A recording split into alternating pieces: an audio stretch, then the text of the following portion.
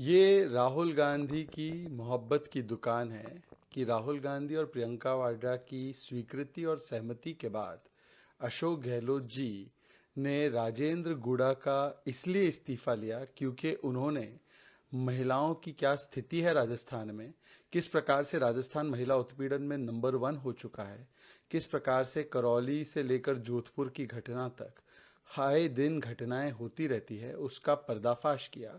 और वो एक लौते नहीं हैं।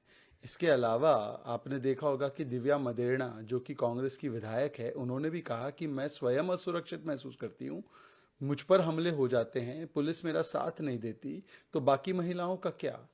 और इसीलिए जब किसी ने आईना दिखाया कि मणिपुर पर बाद में बोल लेना, पहले अपने राजस्थान की स्थिति देख लीजिए, तो राहुल गांधी जी और प्रियंका वाड्रा जी के लिए इतनी एम्बैरेसिंग सिचुएशन हो चुकी थी, उनको इतना दबाव महसूस किया जा रहा था कि कैसे हम राजस्थान या किसी और जगह के बारे में बोले।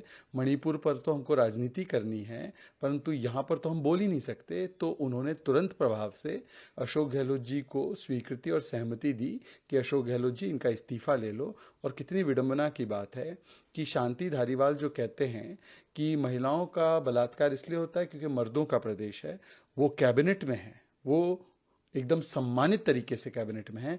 अशोक गहलोत जी जो कहते हैं 50% से ज्यादा बलात्कार के मामले फेक होते हैं, मतलब पीड़िता पर ही दोष डालने का काम करते हैं, विक्टिम शेमिंग करते हैं, वो मुख्यमंत्री और गृह मंत्री के रूप में सुरक्षित है। और जिसने सच बोल दिया तो उसको एक प्रकार से सजा दी गई। ये मोहब्बत की दुकान और कांग्रेस की जीती जागती सहिष्णुता और फ्रीडम ऑफ स्पीच का भी एक नमूना है। मिनिस्टर स्टेट राजेंद्र गुड्डा.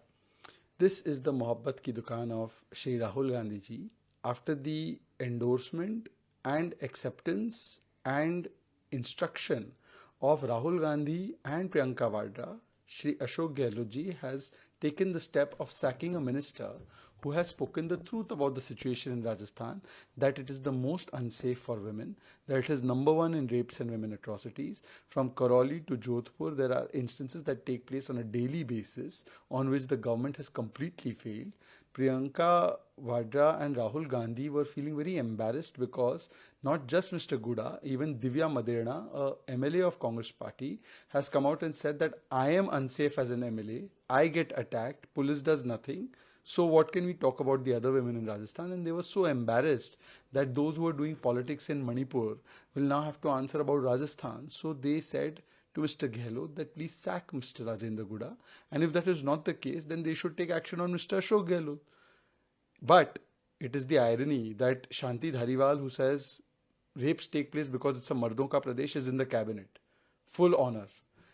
Then you have Mr. Gehlot, who says that most of the rape cases are fake, victim shames the rape survivors.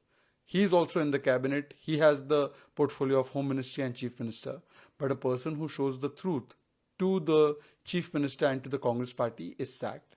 It is also an example of the free speech that is possible in Congress and the democratic spirit that is thriving allegedly in the Congress.